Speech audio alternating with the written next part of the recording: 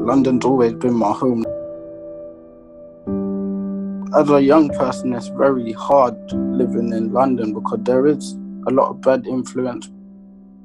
Us as young people, our voices are kept in the dark. I don't think that we're heard. They see us as the problem. But I've seen a lot of people get let down by a lot of professionals and everyone that said that they can help them. And when they say that when they really needed the help, they just got everything shoved back in their face. Like, if I tried to go to like professionals and I try ask them for help, they would think that it's a joke. I feel like they've judged me because they feel like I shouldn't be in this predicament or this situation. They thought I should have been on a right path through my whole life. It just made me feel like I don't really want to interact with them unless it's necessary. If it's not necessary, then I don't really want to be interacting with you for you to judge me even more and not understand I've done the thing that I've done because of certain situations. Like, some people don't really know what's going on behind closed doors. For instance, you never know, like, a lot of kids can get beaten up by their parents or their siblings. The only way they feel like they can escape is by turning to the road. In a way, we don't trust professionals because of, I believe it's because the way that some of them carry themselves, and we lose trust in them. Like, if they let you down and you feel like, oh, I can't go back to them again and ask them could they help me because they've already let me down once. What makes you think they're not going to let me down again? The relationship between the worker and the client is very important because it's either we can have trust in each other to help support our needs, or it could be a relationship where it's just one-sided. As in-depth in that piece during this webinar, so I would encourage you to check out that video that, as Sherry said, it will be available on Safer London's website and ours as well. So just to kind of frame the work, you know, everything that we do is based on the World Health Organization's methodology of how they interrupt the transmission of infectious diseases. And so as this slide shows, you know, the key pieces of the puzzle are interrupt the transmission, prevent future spread, and change group norms. And something that we talked about yesterday is, for us at Cure Violence, you know, we're really working to reduce incidents of violence. A lot of the times, I'm sure that you're aware here in the US, right, that's reductions in shootings and killings. But in terms of what the work looks like, you know, it's these key elements for interrupt the transmission. It's about mediating conflict. So as Sherry said, very hyper local work. So on a block within a community, you know, identifying those that are at highest risk for involvement with violence, and being able to identify those conflicts at the front end, keep them cool, interrupt them so that violence doesn't erupt. And then if God forbid it does, being able to prevent retaliations in that space. In terms of reducing risk, that's working with those at highest risk for involvement in violence. So a lot of the times, people, especially here in the US, are working with individuals that are at risk, right? And that work is very important. With this model, though, it is specifically those at highest risk. So people that have access to weapons, people that are involved in high-risk street activity, people that have a history of violence and incarceration because of those offenses. So it's really thinking about kind of that next level up and doing non-traditional case management and risk reduction to work to change behaviors and provide that long-term treatment to reduce risk and to adopt healthy behaviors in that space. And then in terms of changing community norms, that is that buy-in from every partner, every key stakeholder within a community with where the project is being implemented. You know, that looks like responding to a violent incident. And in that space, it's often a march or a vigil, but it's having everyone come out to speak against violence and to talk about how this is not normal, right? And working to change that.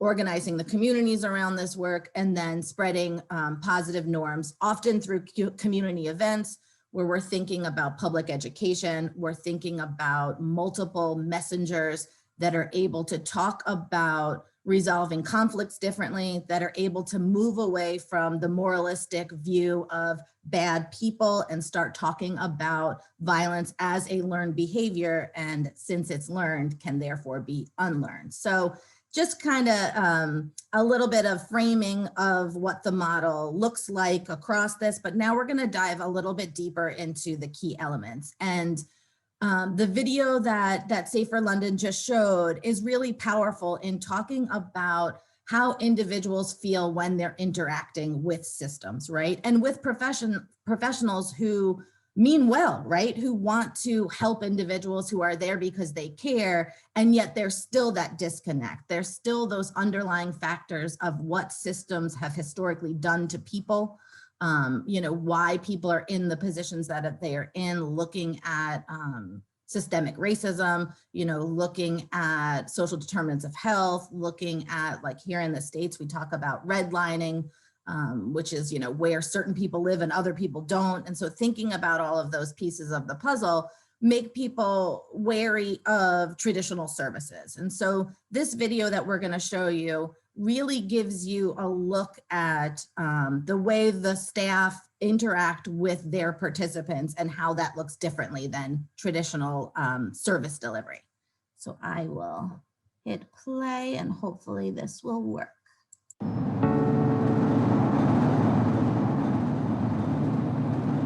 I actually grew up right around here on this corner on Custer Street. This was like a real bad neighborhood. This very spot right here, I done got locked up numerous times. When I was growing up as a kid, like my family really gave up on me. I sold drugs all my life, ever since I was 9. My first case, I got caught with 2 guns, 100 bundles of dope, 70 bundles of rocks, and a stolen car. I was 13, and then I didn't come out till I was 25. When I came home, I told myself I was never gonna go back. We stayed in the middle of this block, like where the house is going at right here. This was our crack house right here. The one across the street at the corner boarded up. That was our crib too. I actually knew Shakia when I was younger. Honestly, like when I came home, I was looking for Shakia because we used to sell drugs together. Like I used to get into a whole lot of bad stuff with her. So when I came home, my intentions was to find her again and go back to doing all the bad stuff that, you know what I'm saying? And then she was like, no, like, that ain't the way of life no more. When she looked me in my face and told me we wasn't going back to doing what we was doing, that when I actually seen her with this orange sweater on and she explained to me, like, she was with this Philadelphia Ceasefire program, and she was like, it changed her. She like a role model to me. Like, she still pushed me when I'm like, oh my God, like, I can't do it because of my criminal background. She like, I did it, like, why can't you do it? When I was out there, like, I always, like, seen something in him. Like, I just made sure he was all right out there.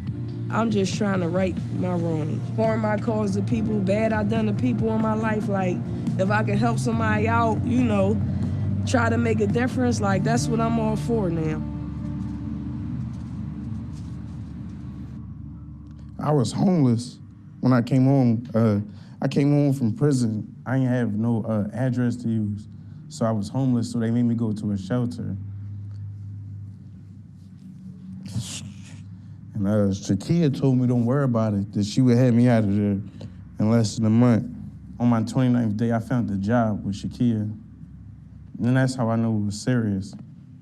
Shakia, like, I don't know what it was or like what her drive was. I don't know what she seen in me that I didn't see in myself that caused her to like do the things that she did for me. She made me feel like I was her son, like it's gonna be hard, but at the end of the day, I knew that there was I knew right then and there, like, if she didn't give up on me, I was gonna give her my all. And that's why I stood with it. And my life has changed dramatically in the last couple months. I'm grateful. I'm grateful, grateful I ain't have to go back to jail. I'm grateful that somebody believed in me when I didn't believe in myself. Yo, you know what I just realized, yo? How many times you came down to the shelter, yo? Like, he made me realize, like, real stuff, yo. He made me realize, like, how many times you came to grab me. Like, when I told you.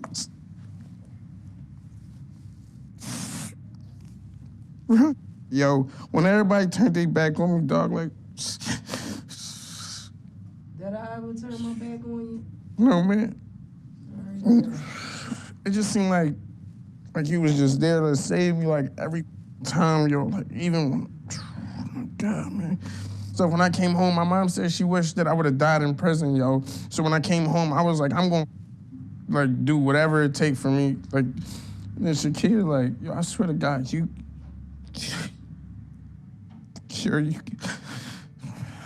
gave me hope, dog, when I ain't have nothing. It make me feel like somebody care about me.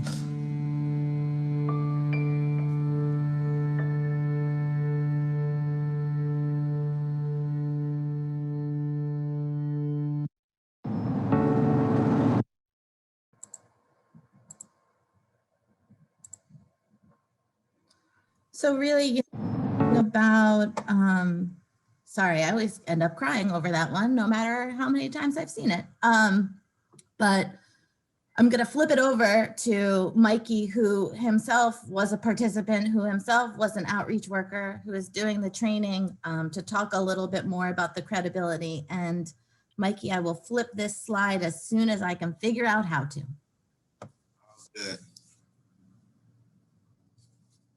So first I want to say again, thank you, Lori, for, you know what I mean, putting on this piece about the credible messages and in a particular segment in Philadelphia, you know, and me personally, I definitely resonate with this brother with having a similar story. As you all could see, it's a young man in the top left hand of this corner, you know, and that young man was me when I was a pillar in my community in a negative aspect, you know, and I did things in a street justice way, you know, and this brother right here, Kobe Williams, he played a big part in changing the way that I looked at things. And, you know, he was that credible messenger that was able to get to me because I understood the life that he walked. I understood his background, you know. So when we thinking about credible messengers here at Cure Violence Global, that credible messenger has to be connected to the community, you know.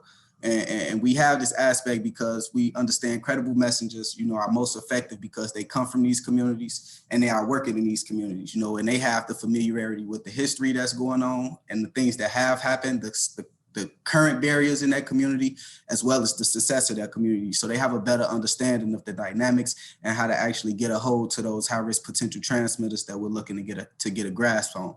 Also, we know that, you know, credible messengers have lived experience, you know, and these are individuals whom have experience, you know what I mean, time in the justice system, you know, their backgrounds resonate with those that are at the highest risk. These are the individuals, you know, that are walking that have walked that path, and, you know, we're trying to stop and prevent individuals from walking that same path as well.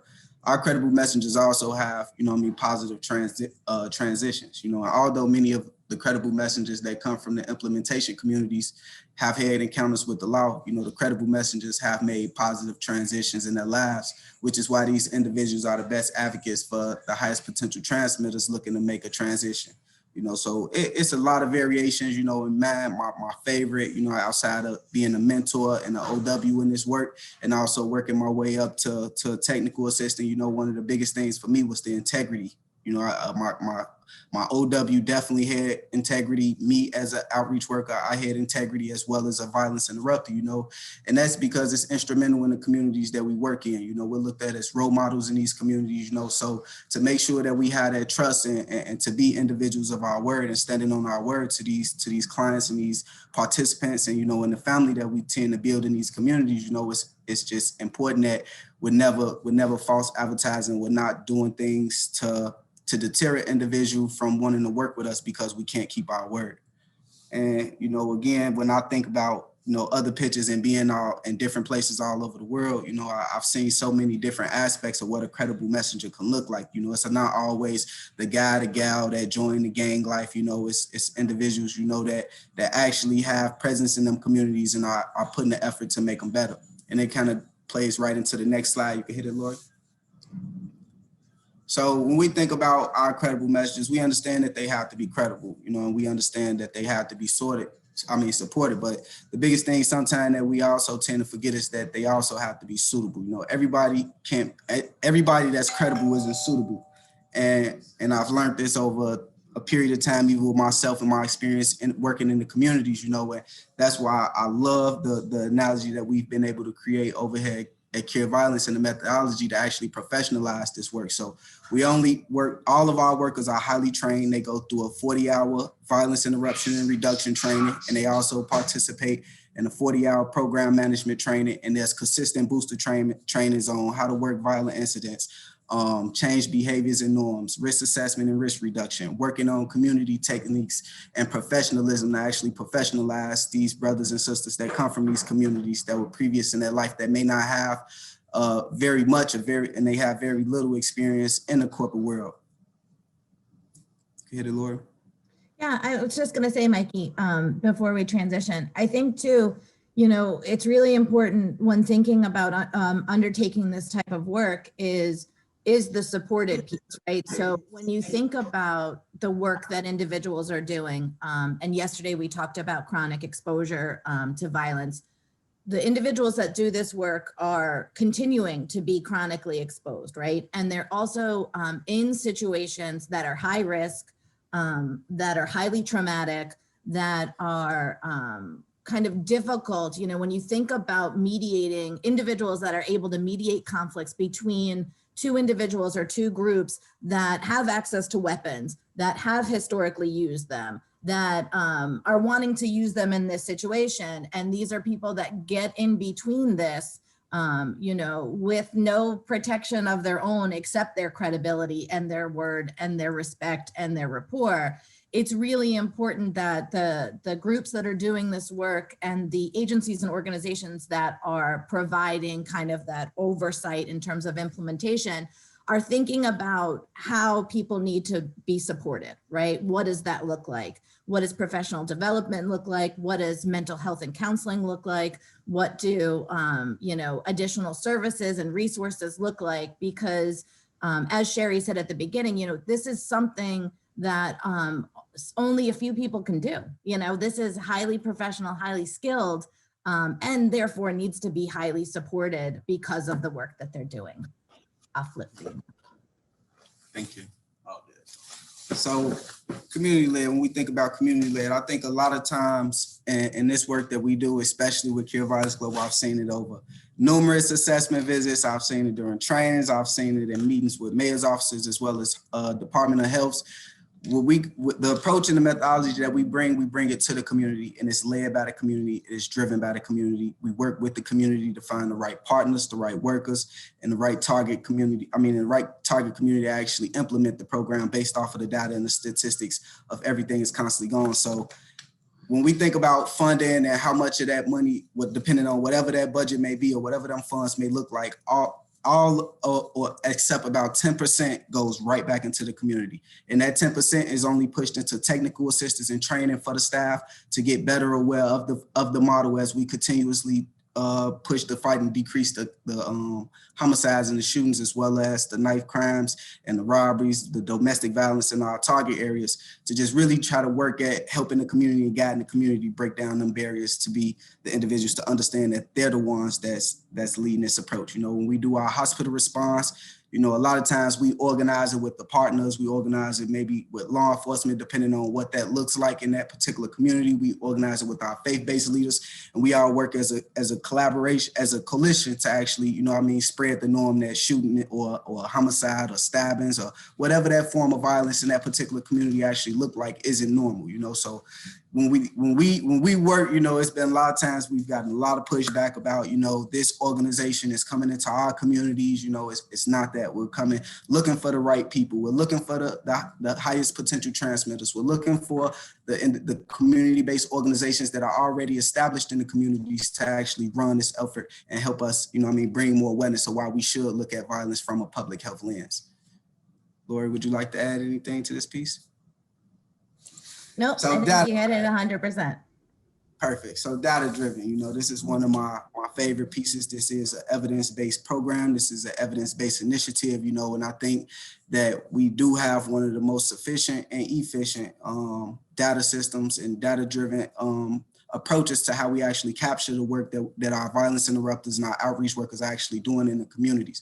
You know, as you can kind of see in this infographic, you know, these violence interrupters or maybe the supervisor are actually targeting out to actually start their day to see what it looks like and what the data is saying on where they should be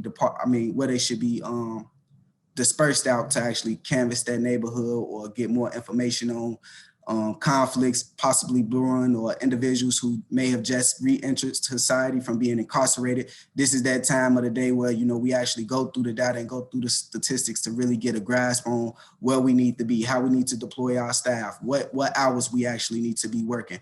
And, you know, just like other influenzas and other diseases and throughout the history of the world, you know, we tend to see that they shift and they move to different communities, you know, so being able to use our data to conceptualize what we need to be working at and also working in that community to find the right workers, you know, and train those new category of workers to actually be the implementation specialists, to be hands-on with that community because of their relationships and because of their extensions of that community already. Yeah, and I would add, you know, and this starts, using the data starts at the very beginning, right? So this is thinking about which communities are being disproportionately affected by the type of violence, right? So you all, I'm sure, have looked at, you have one of the greatest data sources. That MOPAC dashboard is one of the greatest things that I've ever seen. So, you know, using that data to figure out where violence is clustering, and then it's about digging deeper into that. So if you have the right people at the table, you know, you're able to like this, this slide shows, you're able to look at the target area, you're able to plot all of the incidents of violence, but then with the right people around you, you're able to say, okay, talk to me about this specific situation that happened June 2nd, you know, last year. And if you have the right staff and the right partners, they can speak to that. So it's about figuring out, you know, what are the underlying factors of why this violent event erupted? And then it's thinking about, you know, what else is in our target area? You know, are things clustering around, you know, a lot of the times here in the States, it's around transportation hubs, or, you know, where are the specific places where highest risk individuals hang out? You know, what is the block that has seen the highest level of the type of violence? And then every single thing that's done for that day in that shift is based on that data. So it's looking at what's happening this week, what happened last night, right? What happened this same time the year before, what happened this same time 3 years before. So it's using all of this data to be efficient and effective in this space in every aspect of the work, from where you're going to have community events, right? From where you're going to canvas as a full team to get the message out.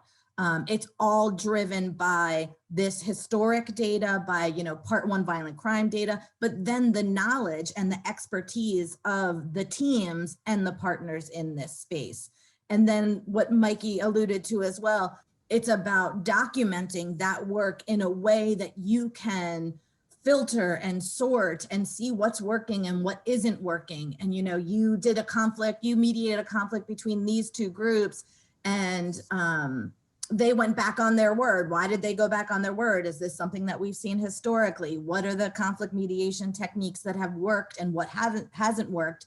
And how do we use that to do the work better? And so every single thing, from where we go, who we work with, where we're canvassing, every piece of the puzzle is driven by the data.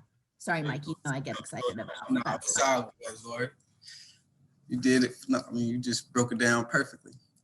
So when we think about our partnerships, you know, we think about the entire community. We think about everyone that's playing a part in that community, you know, whether that's, you know, for me personally, I take it all the way down, you know, the Ed, the wino that, you know, may be in that community to, you know, I mean, the DHS offices and the public aid, as well as the law enforcement and the schools in these communities, you know. So we're constantly trying to build, we're constantly building relationships, and we also are constantly trying to build relationships, because sometimes we do face barriers in a situation like schools, you know, where a lot of our workers may have backgrounds, you know, and we face that barrier of getting those individuals in those schools to build out those partnerships. But we have had significant results around like getting into schools, actually getting into prisons, and building those relationships to actually have a consistent presence in those systems.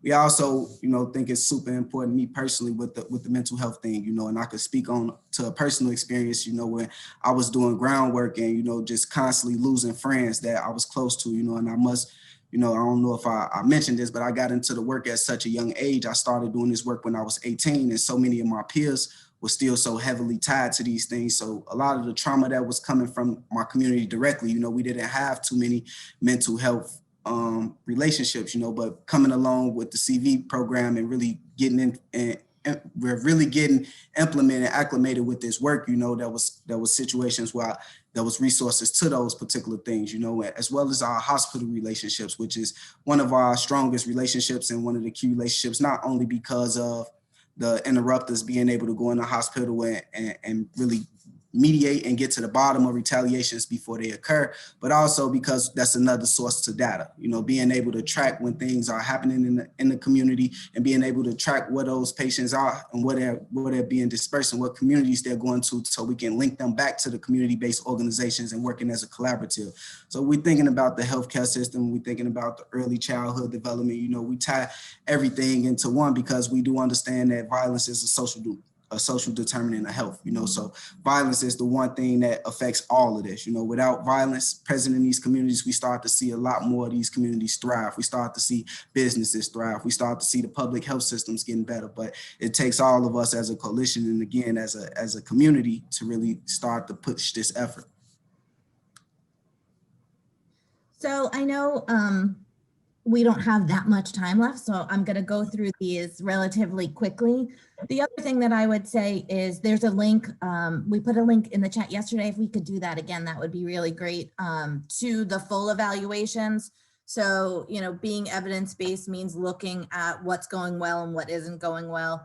That's another thing that we could spend hours on. You know, when I ran the project here in Baltimore for 7 years, a lot of mistakes made, a lot of lessons learned. But I think that's the beauty of having this larger peer network, is learning from everyone else's successes and challenges and being able to adapt the work in that space. So just to give you kind of a look at what we've seen, you know, the bulk of our evaluations look at reductions in whatever the form of violence is. So we're specifically, you know, measuring success by reductions in shootings and killings in most of the sites that we're working in. These are just some of them. We have this table that we can share with you as well that kind of shows the high level findings across all of the different evaluations.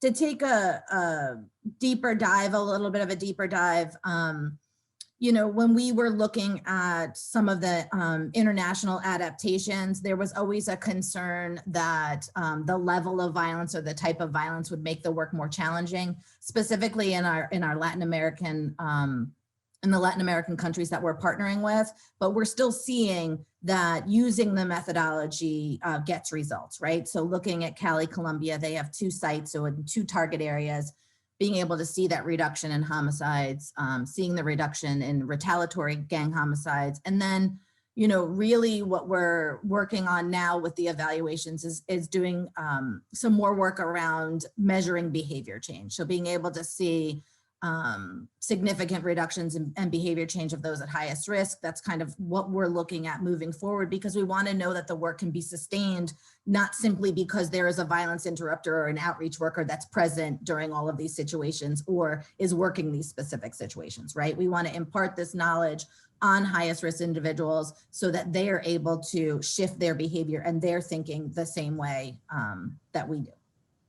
Definitely. And just to hit on just a smidge, a little bit of what Lori's saying about this behavior change piece, a part of our data system is so unique because we're able to track when and monitor when our participant is going from high risk to low risk. So we previously in the past, we didn't utilize this tool as much as we should have, and then getting back into getting really understanding what behavior change looks like, we've been able to kind of narrow it down and get an understanding of what it takes based off of the resources available, based off of the particular community this individual is in, as well as, being able to monitor the days that individual is actually spending in the community with their friends or with their peers committing high risk activity, So it has been nice that our system allows us to really track us working with that individual at being the highest risk potential to actually being at the tipping point and making that choice for themselves.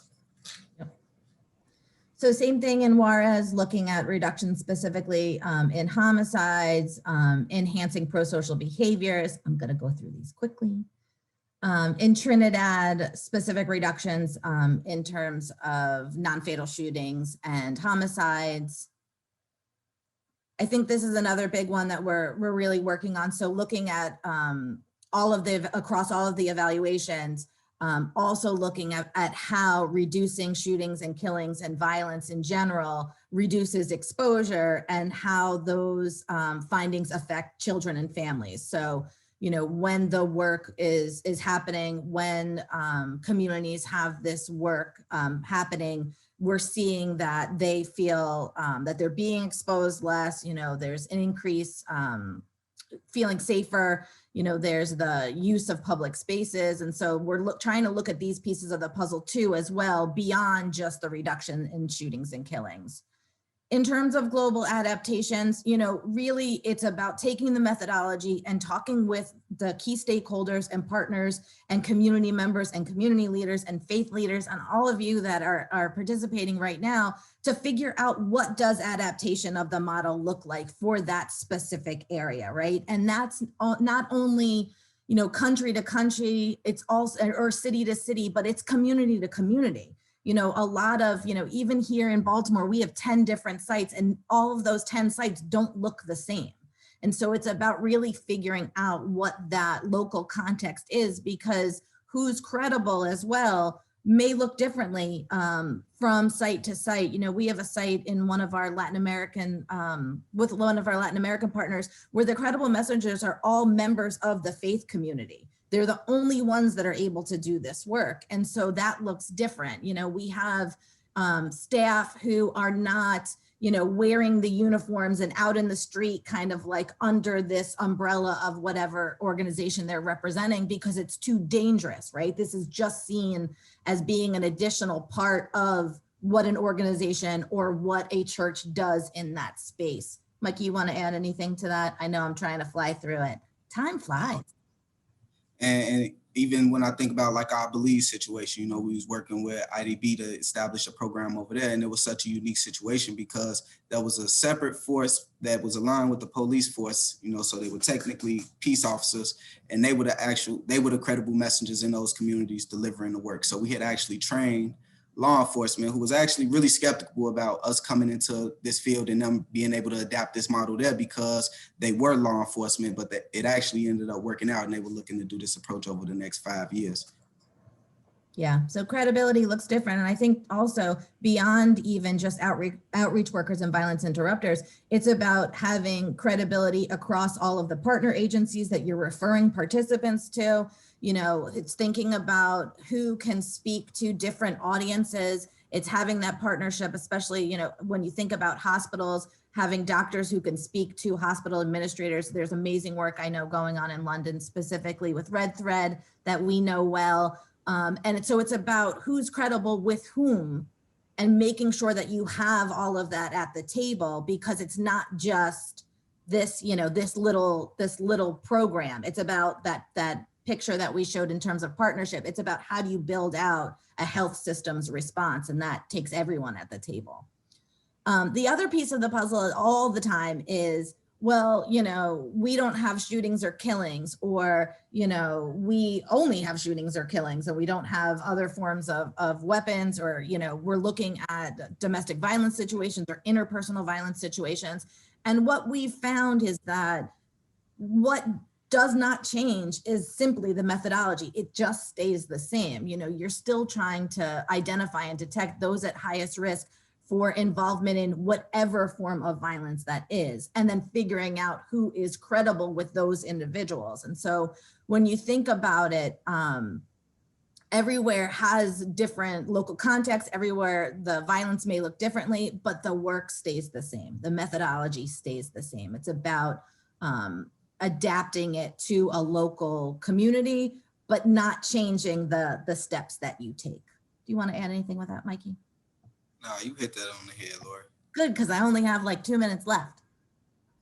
Another piece of the puzzle, you know, that's really big is the cost of violence. And I think there's a couple different ways that people think about this work, right? When we talk about violence as a learned behavior, when we talk about why credible messengers need to be a new form of public health workers doing this work, for some people, it's like completely makes sense, right? Like it's just, you know, it completely is something that they can wrap their head around. You know, they see it in terms of thinking about how we address other issues, you know, whether that is, you know, harm reduction strategies around like needle exchange, but they can get it. For other people, it takes understanding the bottom line, right? It takes looking at what violence is costing a community, a city, a country, and then recognizing that this work not only saves lives, it saves dollars. And so in thinking about the cost of violence, we have found, I'm gonna actually skip this one so I can go more quickly. I'll just give this example. And I should also just piggyback on this and say, part of our thinking around next steps is having one-on-one conversations. So if anyone would like to talk more about this piece of the puzzle, we can definitely set that up. But this was a project, my project here in Baltimore. This was in 2015, you know, when we had done the evaluation across 4 sites in Baltimore. The evaluation said that the program itself had averted 5.4 homicides and 34.6 non-fatal shootings. And at that time, a homicide cost in productivity, medical costs, all those pieces of the puzzle, $1.3 million, and a non-fatal shooting cost $82,000. So when you're looking at the incidents that were determined to be averted by the project, and you're doing that equation, you're able to see what cost savings actually look like.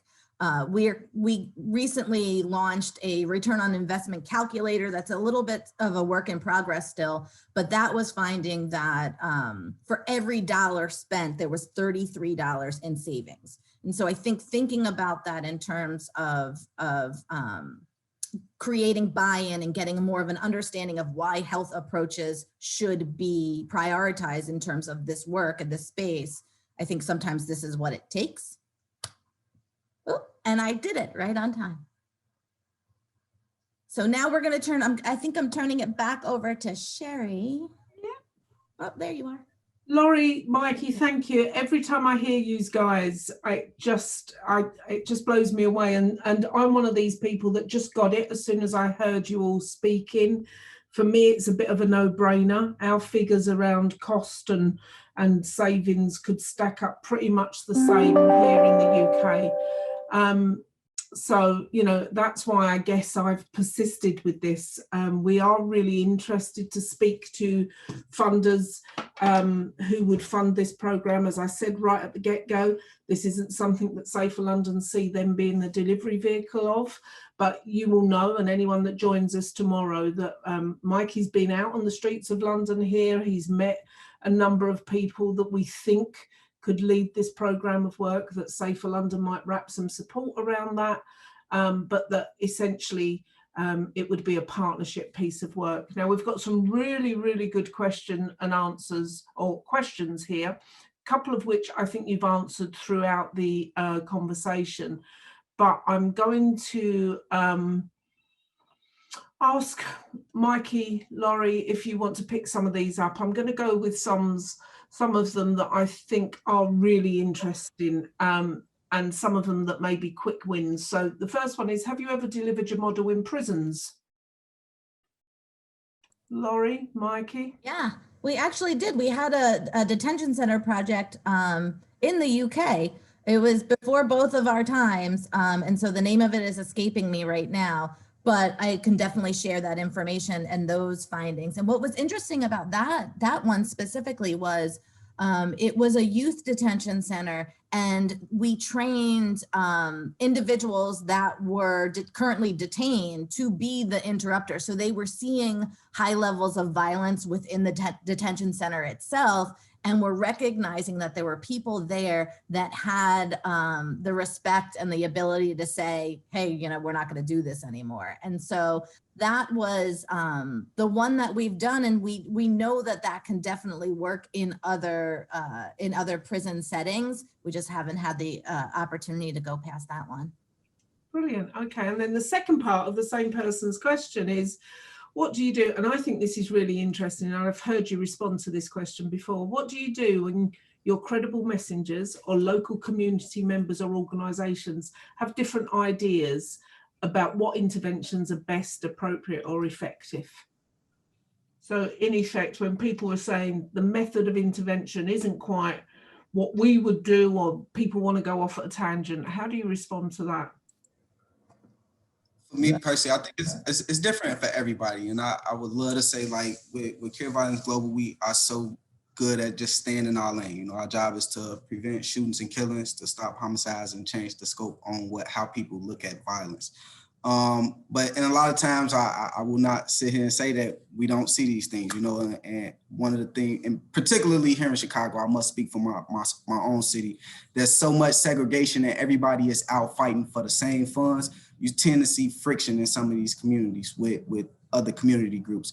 But a lot of ways that we've been able to help is being able to bring a lot of these organizations together and sit down through town halls, through panel discussions with the youth, and actually go back out into the community and see what it is the community wants, instead of us as an organization making this decision ourselves.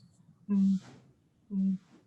Yeah, and I would add too, I think it's in terms of the work itself, you know, when it doesn't work is often because of mission drift, right? It's because, you know, it's really hard to work with those at highest risk. It's really hard to identify highest risk individuals. It's hard to find the right staff sometimes, right? We know that they're out there, but sometimes people just don't have maybe the right partners at the table, or are thinking about the work a little bit differently.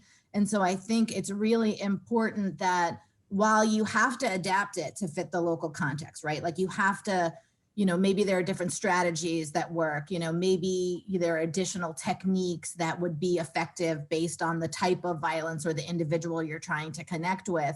But ultimately, it's about making sure that the data supports where you're working, who you're working with, and then how you're doing the work. Because if you're not doing the work properly, you're not going to see the reductions, right? You're going to potentially maybe be working with some youth that are more at risk, you know, but easier to connect with. And so I think it's about that constant training, retraining, making sure you have the right partners at the table in order to make sure that you're kind of all on the same page. Yeah, and for me, Laurie, that's the most important thing here, because, you know, I think what's very clear about the Cure Violence model is it's an evidence-based model. But when you've got something that's evidence-based, you then have to stick to that program.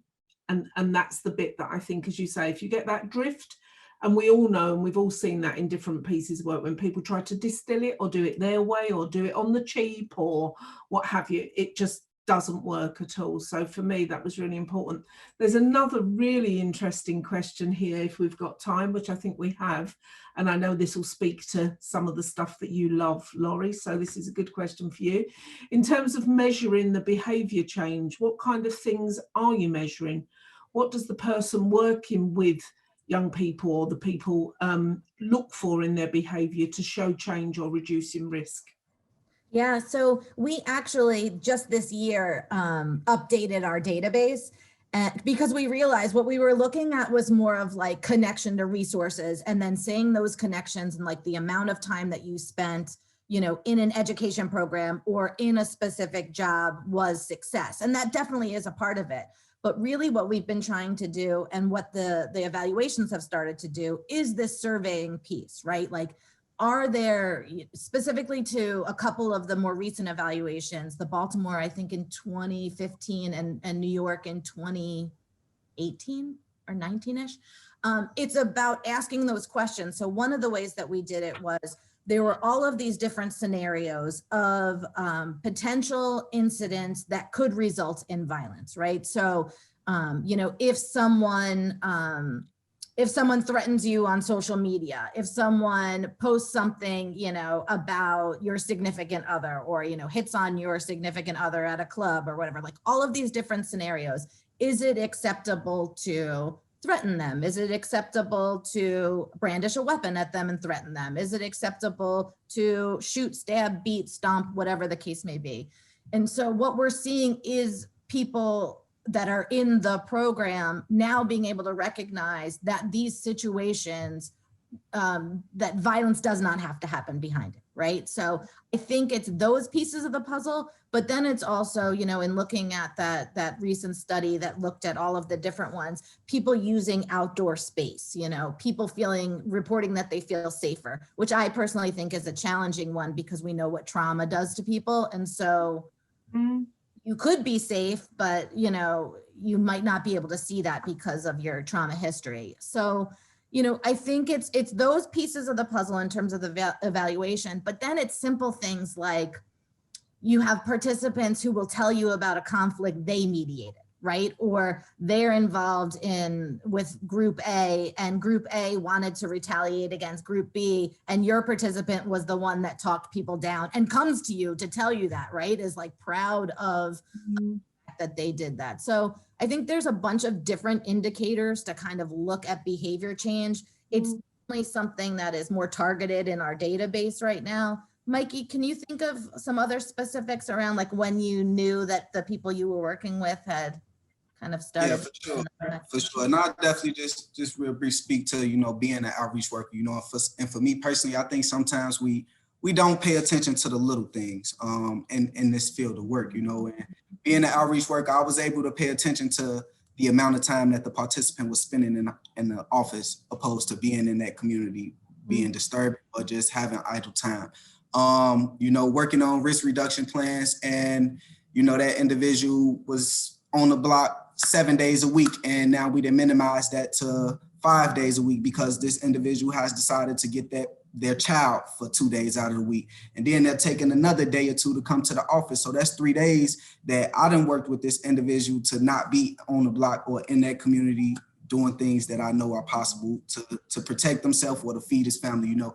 And it comes out to times when, you know, I think a lot of times too, we think that a lot of these individuals are mandated to be in this program. You know, these individuals are all voluntary. It's all based off of the relationships. So when individuals are coming to us for those resources and that support about, you know what I mean, wanting the job, you know, actually taking those steps and seeing the sincerity in that participant and taking those steps and understanding like, I can't just go to this interview anyway.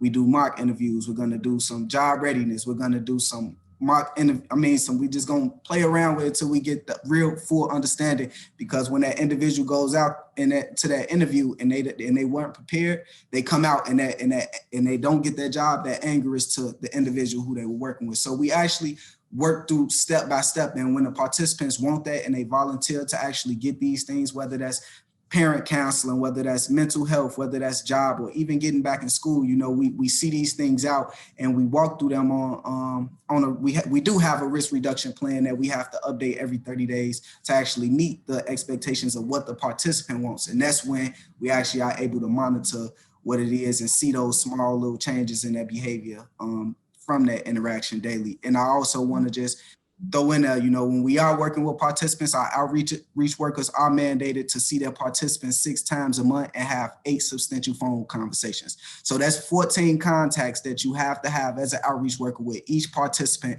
And we work with a minimum of a 15 participant caseload. So you have to have 14 extensive face-to-face and phone conversations with these individuals every month. Thanks, Mikey. That's not dissimilar to some of the models that we run at Safer London, but it isn't hyper local, but that sort of caseloads, etc. Got two other questions and I want real quick answers, sorry, because I think they're both really important. And I do want to give Laurie an opportunity to talk about how people can contact you if they want to speak with you. I want to do a little push there that, you know, Safer London are really keen to work in partnership to get the money to get this delivered in London. And I want as well, I think tomorrow's webinar is going to be by far the best webinar we've got so far, which is about people like yourself, Mikey, and some of your colleagues talking about your work. But a yes, no to this one. Do credible messengers represent the community in formal context, e.g. with police, council, liaison committees, you know, the statutory organisations? Do you get your credible messengers going out and doing that and working with those sorts of people? Yes and no. Sorry. Oh, sorry. I didn't give you a quick yes or no. Yes and no. I think it depends on the position, right? So like program managers are connected to kind of more at that organizational agency level, outreach supervisors as well a little bit, and then outreach workers and violence interrupters. The bulk of their work is in that neighborhood every single day with participants working to interrupt, you know, conflict kind of thing. But do they partner with other groups in terms of like community events or resources? Yes. You know, will they be taking their participants to an agency for services? Yes. But it just looks a little bit differently. Brilliant. Okay, thank you. Mikey, did you want to add to that? Yeah, Laurie hit it. It just looks different. The credibility ranges depending on what position it is. We all deal with, everybody has that credibility, but you deal with it on different levels, as we mentioned earlier. Okay. And I'm really sorry to rush you. And, you know, you and I have had hours and hours of conversation around this, and I just find it, you know, just great. And the other one, and I think this is a really interesting question, how long did it take to get partners involved? How do you get the stakeholders to buy into what you're trying to do? You know, if I had the answer to that, we'd have the money and we'd have Cure Violence in London right now. My tip to that is about being a dog with a bone. I'm not letting this go because I think this can work and I would really like to see it in London, but I'd like your views as well. Yeah. Laurie. I mean, it differs, to be honest. Yeah, it is about that buy-in, right? It is about the level that usually a city is at in terms of we want to view and treat violence differently. We want to put the resources there. We have the right partners at the table. This makes sense, you know, even if it's just a pilot. So for some cities, people have reached out to us and we've launched it, you know, in 3 months kind of thing. For others, it really is more that doing that work with the key stakeholders to kind of figure out, you know, where are the dollars, who are the agencies and organizations who could do this? Are they connected to the community? Which community? Yeah. So it depends, right? It's really the people, right? It depends on people. It's Absolutely. the level of push. Yeah, and I think that's the place we're at now, because you and I have had sort of soft touch conversations, and the idea was that this time we were going to get to a point where we had the money lined up and the partners lined up, and then of course we had hit into a pandemic, but we're certainly not going to let it go. So we will certainly share that. Laurie, do you want to very quickly tell people how they can contact you? And then the only thing I'm going to say is, folks, if you want to join tomorrow's webinar, which I think is going to be the best one yet, then please sign up on our website. So Laurie, I'll let you wrap up here now. Thank you. Sure. So as you can see on this slide, like Sherry said, it's tomorrow's webinar is the last of the 3. The others, yesterday's, will be available as well. But what we're really looking to do is to have some individual conversations, because really this is about your knowledge, your expertise of what this could look like, whether that's in your specific or, you know, citywide or whatever the case may be, questions, concerns, conversations. So please feel free to email me and we'll be setting up those meetings as soon as we're done with the webinar series. Fantastic. Sherry?